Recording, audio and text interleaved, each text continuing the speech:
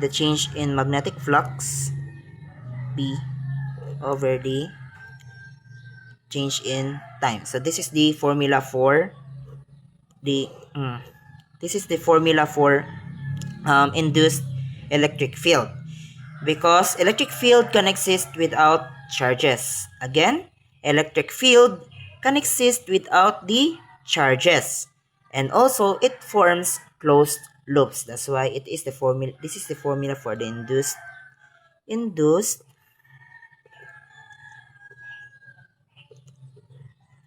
field. Okay.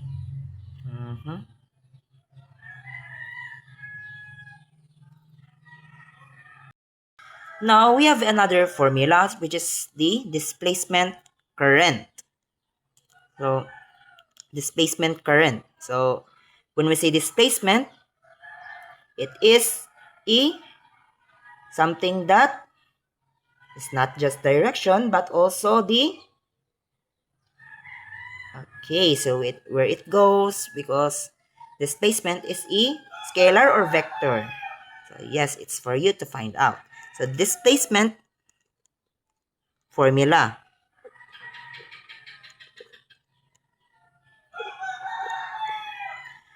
So it has this formula of I displacement is equal to the E naught change in magnetic flux E over the time.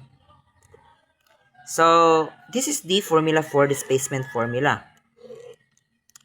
So this completes the Ampere's law, and also it is required for charging capacitors. So, yes, capacitors for the farads, also for the amperes. So in the amperes, it talks about the current.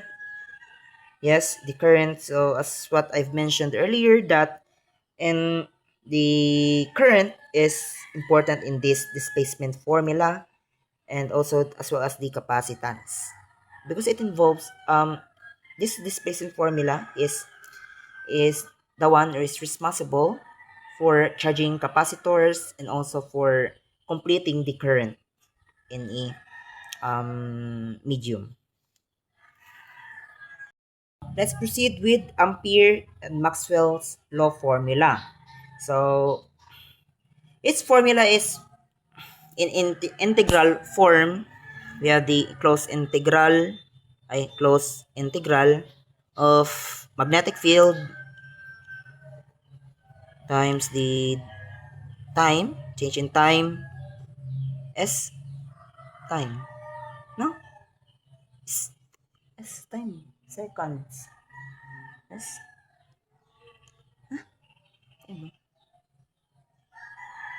oh, I forgot what is this. So we have here the permeability of free space. This is constant. And also the induction of the conduction current. We have the conduction current enclosed, the current enclosed, which is the conduction current, and also the addition of, or the plus, permeability free space, E naught, the magnetic flux, change in magnetic flux, electric field, change of electric field, and the time. So this is the formula of the formula of the Maxwell. So Ampere Maxwell law formula. So B is again the magnetic field.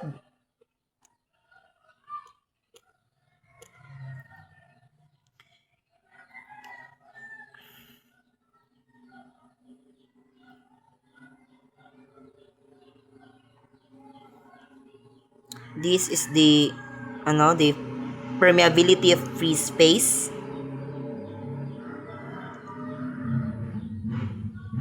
Of free space. This is the conduction current.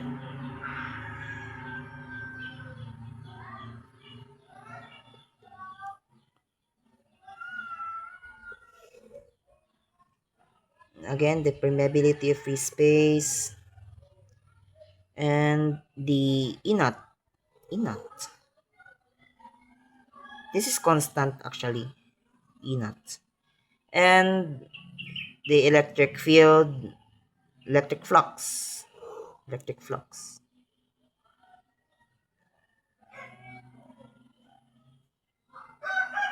And time. Time. So we have here the magnetic field, permeability of free space, the electric flux, time, E naught constant, the conduction current for for Maxwell Ampere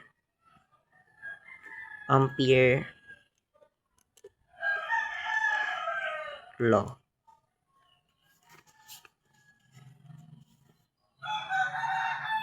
So in this formula of Maxwell Ampere law, this states that magnetic fields are produced by electric currents. And by changing electric fields, the second term, called the displacement current, was introduced by Maxwell to make the law consistent in situations such as charging capacitor. So, yes. Aside from this, we also have these Maxwell equations in empty space. So this is considered as important because in empty space, where there are no charges and no currents, Maxwell's equations show asymmetry. A changing magnetic field creates an electric field, and a changing electric field creates a magnetic field. These interactions allows electromagnetic waves such as light to exist. So as we all know that light is made out of electromagnetic waves or electromagnetic spectrum in order for it to travel in a vacuum or which enables light to travel in a vacuum.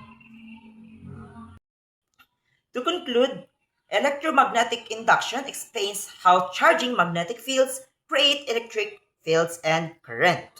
These ideas are unified in Maxwell's equation, the form the foundation of modern electrical technology.